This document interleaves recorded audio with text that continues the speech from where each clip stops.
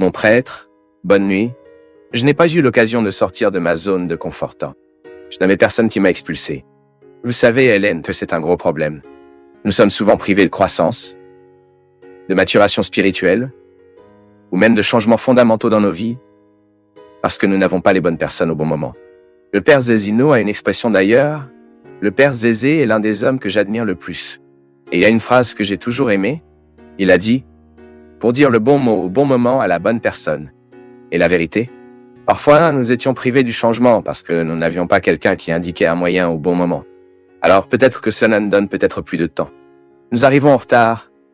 Passons cette phase que l'autre pourrait apporter le changement et le changement ne s'est pas produit.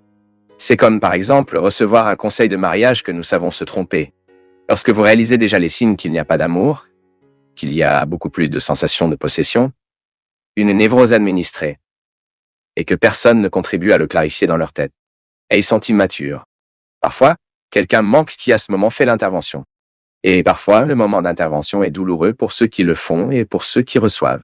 Et c'est pourquoi nous devons avoir la bonne façon de dire afin que l'autre ne comprenne pas enfin notre intervention, non seulement réaliser l'aspect désagréable de la désinstallation, car être désinstallé, les gars, c'est mauvais. C'est mauvais.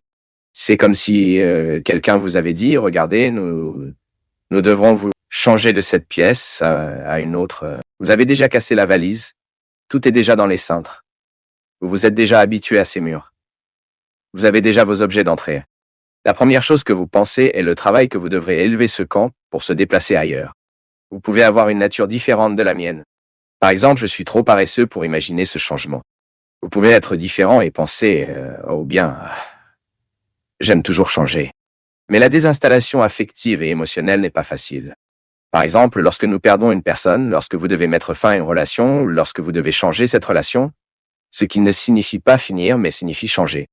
Soudain, il y avait trop d'intimité, et vous allez réaliser que cette personne n'utilisait pas ce qu'il savait de vous de manière responsable.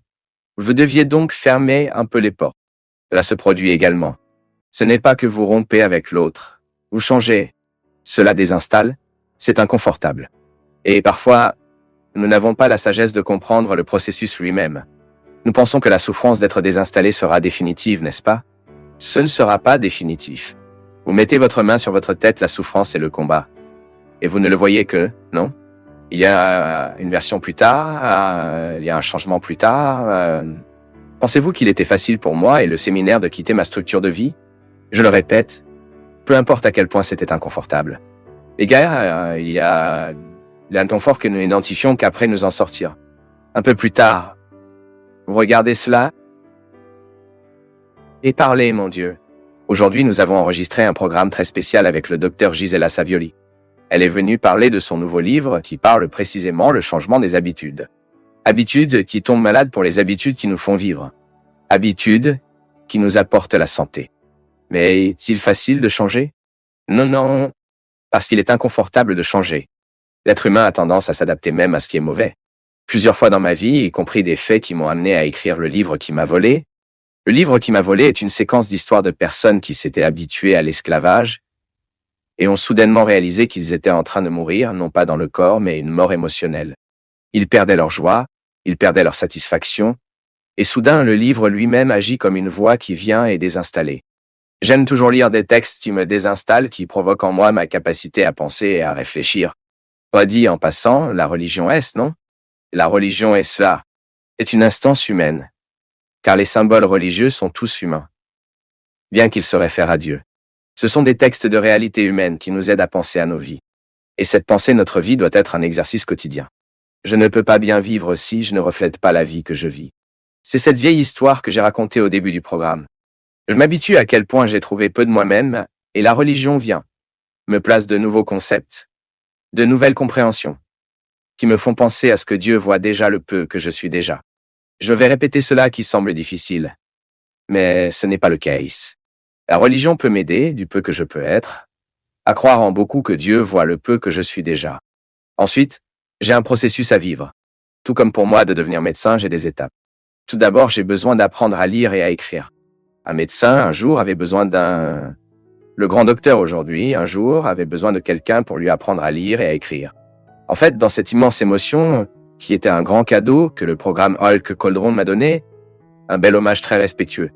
Tout d'abord, parce que Luciano et mon ami, nous étions amis d'une manière très spéciale dans une messe. Nous sommes spéciaux, Angelica est très catholique. Et cela a changé la structure de cette maison, a changé la structure de cette famille. J'étais leur ami en ce moment. Et pour l'affection qu'il a avec moi, cela m'a fourni un programme qui a reconstruit ce que je considère comme le bassin versant de ma vie. C'était mon école. Maintenant, c'était bon d'aller à l'école? Non. Je ressens toujours le froid dans le ventre de ces premiers jours. J'ai peur de l'école à ce jour. Je vois un crayon bicolore. Donne-moi un frisson. Tant de crainte que j'avais de ce crayon. Savez-vous que ce côté était bleu? Je suis terrifié par ce crayon. Tout ce qui me rappelle l'école me donne du fil dans mon ventre. Mais je devais vivre, mec. Et je sais que c'était l'expérience la plus inconfortable, qui était la première fois que j'étais expulsé de ma maison. C'était la première fois que je suis parti. Que je devais vivre un monde qui n'était pas à moi. Mais d'autre part, cette première expulsion, alors celle de beaucoup d'autres, était fondamentale pour les changements que Dieu a apportés dans ma vie. Vous savez, mon peuple, dans ce monde qui prêche tant de similitudes, dans ce monde qui a l'habitude de courir une main dans notre tête, de supprimer notre autorité en tant que père et mère, où nous faisons penser que l'amitié n'a que si c'est à nous amusons ensemble, il devient de plus en plus difficile pour nous de nous désinstaller. Et ce problème qu'Hélène dit ici, qu'il n'y avait personne qui la désinstalle au bon moment, cela peut être tant de personnes immatures générant des enfants immatures, tant d'amitiés immatures qui ne parlent que de futilité, de nos rencontres,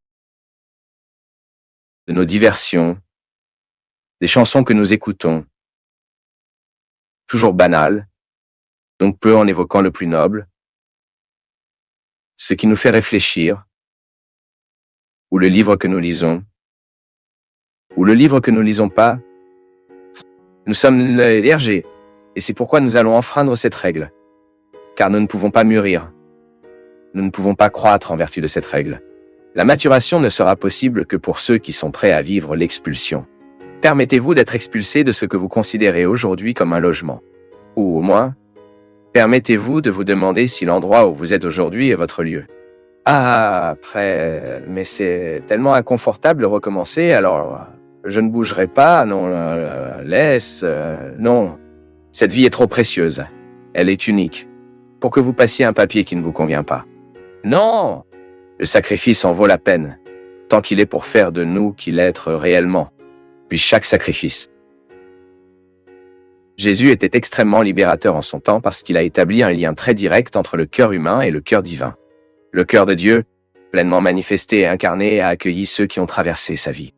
Si nous voulons être essentiellement religieux, spiritualisés, nous devons nous permettre d'ouvrir les fenêtres de nos cœurs et notre compréhension, afin que nous ne nous perdons jamais dans cette vérité. Il n'y a aucun moyen d'aimer Dieu sans avoir aussi un amour pour l'humanité. Cette humanité qui est en moi est en vous. Cette humanité que parfois nous avons du mal à reconnaître comme faisant partie de la nôtre. Les gens qui sont très différents de nous, souvent marqués par une histoire personnelle difficile. J'ai été très audacieux, j'ai aussi été très préjudiciable. Non pas que j'ai cessé d'être, tout le temps que je m'identifie à moi, certaines choses, que j'ai besoin d'aller de l'avant, que j'ai besoin d'évoluer, que je dois la rendre différente en moi, mais je ne le perds pas de vue. Les problèmes humains, ce qui nous rend humains, blessent de la même manière, et se réjouissent également de la même manière. Bien sûr, avec différentes proportions, cela dépendra de l'histoire de chacun de nous. Le fait est que je suis ici, je suis humain. Tu es humain. Avons-nous besoin d'une manière ou d'une autre pour gérer la condition humaine? Ce n'est pas facile. Ce n'est pas facile. Comment est-il difficile pour vous d'avoir à traiter avec vous? Comment est difficile de gérer ces parties inconnues de vous qui crient encore, qui donnent de l'ordre? À quel point il est difficile de gérer avec ce qui n'obéit pas encore à la nouvelle version que nous voulons être? Donc, pour moi, la vie spirituelle est cela. C'est l'opportunité que j'ai en quelque sorte d'intervenir. Que ce soit par la réflexion, par l'action ou par la transformation de la pensée, l'état d'esprit, la reformulation du langage. Tout cela, pour moi, c'est une recherche spirituelle. Personne ne peut regarder le passé, observer le présent et faire le futur plan sur la précipitation. Et c'est pourquoi la vie chrétienne convient à la réflexion. Nous ne pouvons pas être un chrétien qualifié si nous ne reflétons pas notre propre vie. Alors, soyez calme avec vous. Si vous avez des difficultés avec les pauses, faites de l'exercice en eux. Commencez à regarder lentement votre façon d'être. Commencez à faire attention à vous, à la façon dont vous traitez les gens, à la façon dont vous travaillez, à votre façon d'étudier, à la façon dont vous choisissez d'être qui vous êtes. Reflétez. Être en mesure de le mettre à vous-même jusqu'à ce que vous décriviez, de temps en temps, quels sont vos plus gros défauts, ce que vous avez fait pour surmonter chacun d'eux. C'est la pause réfléchie.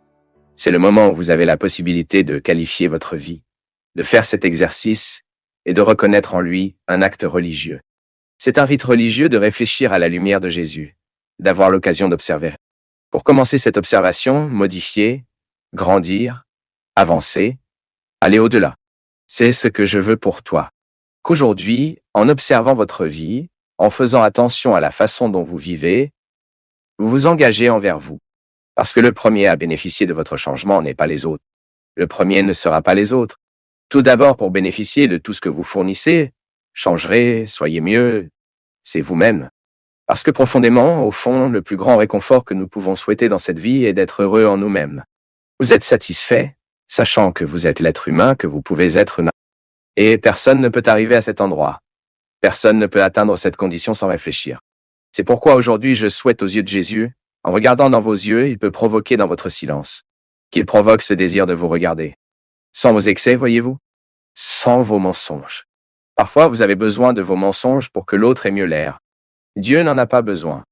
Jetez tous les mensonges que vous vous dites, toutes ces explications que vous vous donnez. Vous n'en avez pas besoin pour le moment.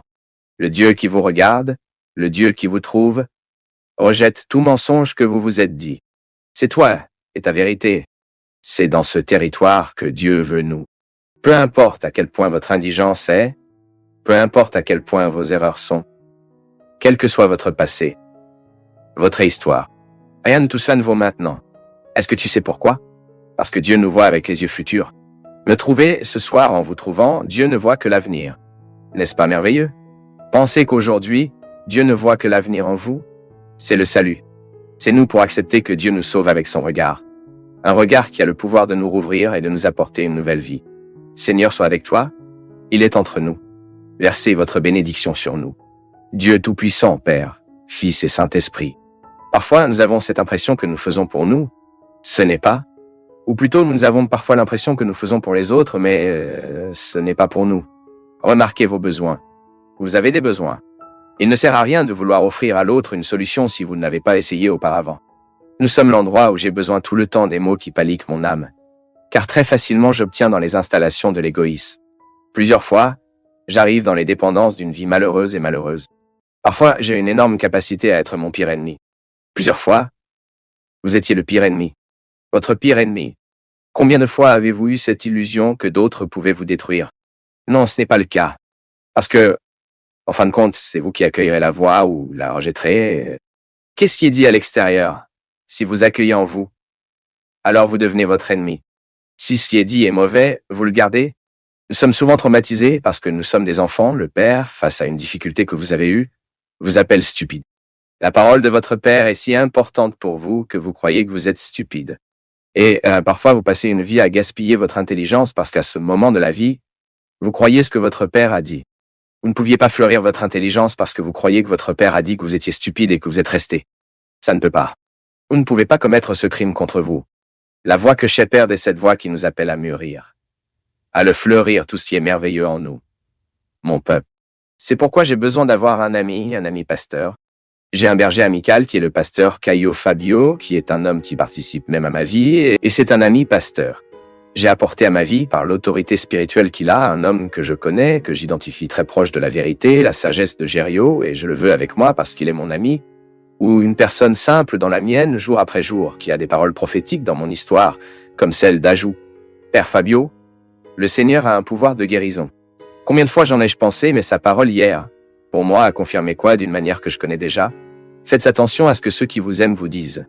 Vous pouvez observer que de nombreuses destructions se produisent dans nos vies lorsque nous cessons d'écouter les gens qui nous aiment, ou lorsque nous échangeons, arrêtons d'écouter les gens qui nous aiment. Combien de fois dans nos relations, nous avons détruit parce que nous cessons d'entendre les gens qui nous aiment? L'infidélité entre les couples se produit beaucoup en ce moment, lorsque nous cessons d'entendre l'autre, lorsque la voix de l'autre ne réveille pas le sens que nous connaissons dans nos vies. Et après que vous tombiez dans la trahison, que vous tombiez dans le sentiment d'échec, ce qui me fait le plus mal, c'est qu'à un moment donné, j'ai entendu, à un moment donné, J'ai tellement entendu la voix que je ne m'aimais pas. Et en entendant la voix que je ne m'aimais pas, je suis devenu un être humain que je ne voudrais pas être. Infidèle. Triche.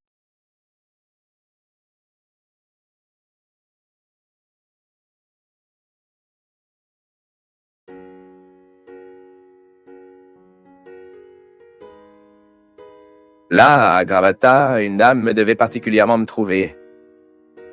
Donna Muse Maritana des Pays-Bas Linz. Et elle m'a remis une lettre. Une belle lettre même. Elle a dit « Me promets-tu que tu lis cette lettre ?» Mais bien sûr, Donna Musa, je vais lire oui, mais je ne lui ai pas dit qu'elle allait lire en public. Je pense qu'elle ne voulait même pas que je lis en public. Mais je vais faire la question de la lecture, car la lettre m'a beaucoup touché, et a un témoignage qui, je pense, sera tout à fait édifiant pour nous tous. Ce n'est pas toujours que nous rencontrons une vie racontée, avec un rapport de vie animé qui est aussi un évangile. Parfois, mon peuple, j'entends des histoires animées, ayant la foi comme base, ayant une foi comme mystique, qu'après la fin de la personne, nous voulons dire la parole du salut. Parce que ce conte est biblique, faites attention à lui. Quelle beauté! Le premier a eu lieu du 24 mai 1967 jusqu'au 9 avril 1995. Quand j'ai eu le plus grand professeur de vie, mon fils, qui pour un problème congénital a vécu ses près de 28 ans avec toutes les limites d'un quadriplégique, mais avec une joie, un goût pour la vie si intense qu'elle a infecté tout le monde que nous l'avons entouré. Comme son alimentation était son moteur, il était le droit de, à travers son regard expressif, de nous donner de grandes cours de vie et de nous infecter par la joie et la volonté. Dans le silence éloquent de son beau look, il nous a presque imposé une commande. Vivre heureux! Et chaque fois que je décide d'être heureux, Père, mon Yuka est ressuscité. Je l'ai toujours ressenti, mais je ne pouvais pas dire. J'ai appris du Seigneur. Ma deuxième période de grand apprentissage, est venue en 2009, lorsque j'ai rencontré le Seigneur. Depuis lors, je vis de grands moments. Je suis encore moins timide, plus de conversation. Aujourd'hui, je suis beaucoup plus conscient de mes vérités. Je peux dire que je vis une phase dorée.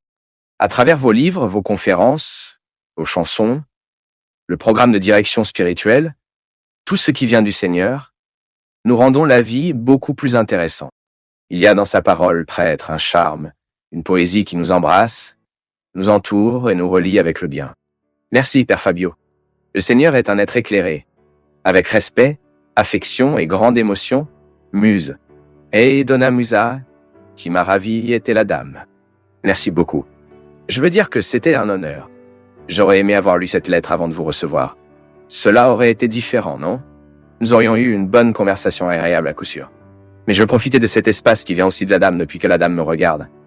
Et puisque la dame le considère comme important dans sa vie, si riche des enseignements, puisque la dame considère ce programme également important pour vous, je veux profiter de cet espace pour dire que je suis très honoré, pour savoir que je fais partie de cette histoire de vie si belle, que vous avez vécue jusqu'à aujourd'hui, si belle que vous avez vécue jusqu'à aujourd'hui.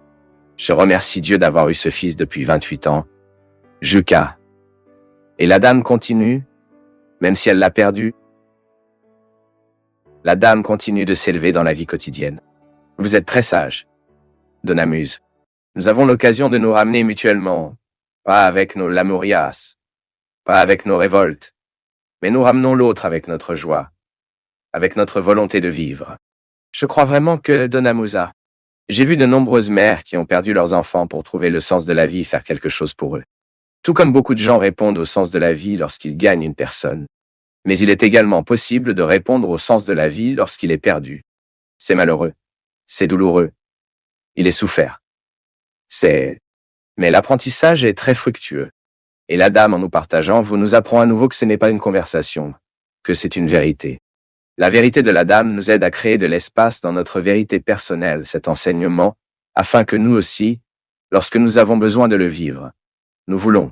Pour cela sert le témoignage de l'autre, afin que nous puissions encourager à vivre ce qui est difficile, ce qui est douloureux.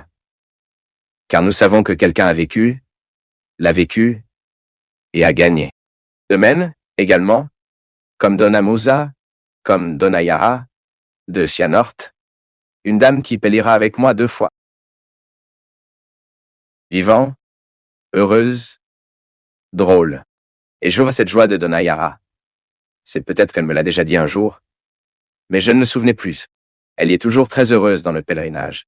À une époque où elle était seule avec moi, elle m'a dit qu'elle avait également perdu un fils et que le programme de direction spirituelle l'a aidé longtemps après cette perte, sans fruit, stérile, se plaignant, gémissant, brigade avec Dieu. Elle peut se réconcilier avec Dieu comme ça aussi. Je vivrai heureux pour mon fils. Je ferai pour lui ce qu'il n'avait pas le temps de faire. C'est une attitude très sage de ceux qui aiment. Donc, Donna Musa, je vous remercie beaucoup parce que non seulement vous m'avez ravi, mais m'a touché profondément pour renforcer cette conviction en moi. Et vous pouvez être sûr que même si vous êtes si loin, vivant sur la plage de Boa Viagem à Recife, vous pouvez savoir et vous pouvez être sûr que nous n'oublions jamais ce témoignage. Je pense que c'est ce qui fait continuer la parole de Dieu. C'est ce qui fait que le christianisme s'arrête. Ce sont les témoignages. Ce sont ces gens qui ont été touchés par l'amour de Dieu, par la force de Jésus et trouvés au moment de la douleur, la difficulté, qu'il fonctionne. Que cette parole de Dieu, lorsqu'elle est appliquée, lorsqu'elle est expérimentée et expérimentée, elle produit de nombreux fruits en nous. Merci pour le témoignage de la dame, joyeux anniversaire.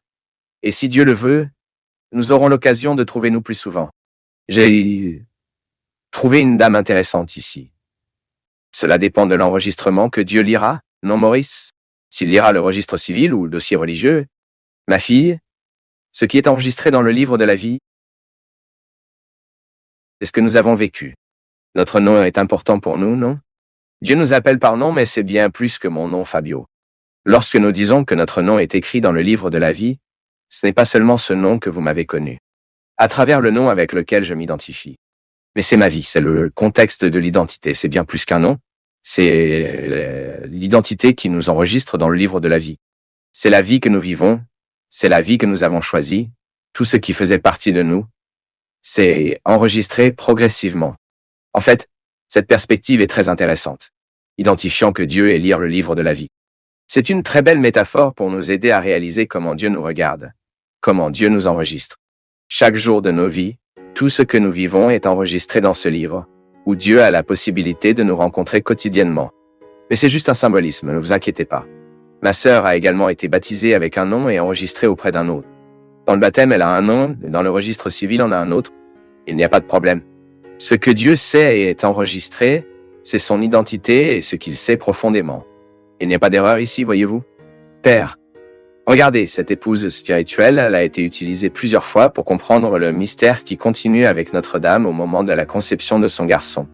L'Esprit la couvrait de son ombre et elle est devenue la maison des plus hauts.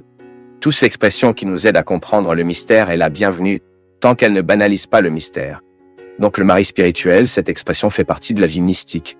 Lorsque nous avons tous le droit de dire que nous vivons cette part divine, la vie de conjoint, cet amour qui fait de nous des maris et des épouses. Cela nous fait vivre avec Dieu une relation de mariage. Regardez à quel point c'est intéressant. Approfondis le sens de l'appartenance chrétienne. Parce que dans le mariage, nous sommes les uns des autres. Ce n'est pas ça. Le lien que vous avez établi en mariage dit qu'à partir de ce moment, vous êtes une viande. Alors vous qui vous êtes mariés, vous êtes installés avec votre mari, avec votre femme, l'engagement à être une viande. Cela a une signification très intéressante qui nous fait référence à notre propre Eucharistie. Vous participez à l'Eucharistie et d'accepter cet engagement conjoint. De vivre avec Dieu cette occasion d'être unis dans la même chair.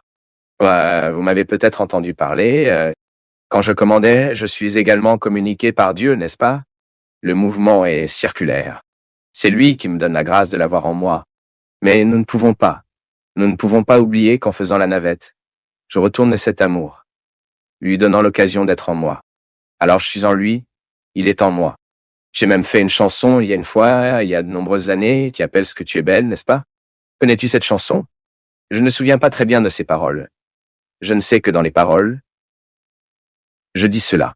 C'est le mystère d'être en lui, et il est en moi. Ainsi, la communion intime que l'Eucharistie me donne à vivre avec Dieu met dans ma chair la responsabilité d'être divine. Ma chair devient divine, car elle habite le divin. Il s'agit d'une relation conjointe.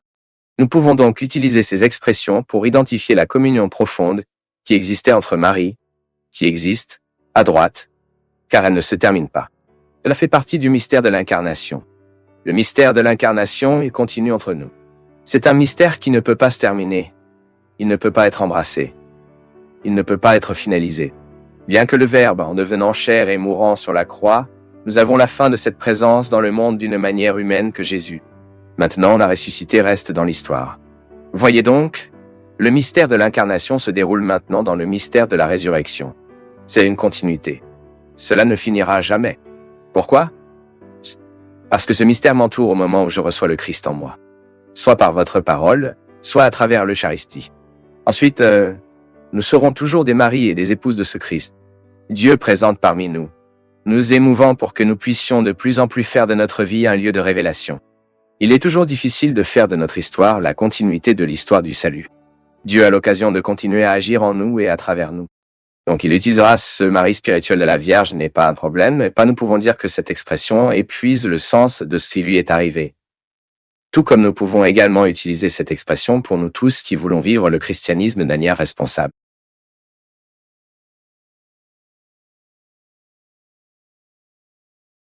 Ce que tu viens de regarder n'était pas juste une vidéo, c'était un exercice de présence. Si tu es resté jusqu'ici, c'est qu'il y a quelque chose en toi qui est plus éveillé. Commente ce qui t'a le plus marqué, ce qui est resté avec toi, et partage avec quelqu'un qui apprécie aussi ce genre de conversation. Merci, une grande accolade, et à très bientôt.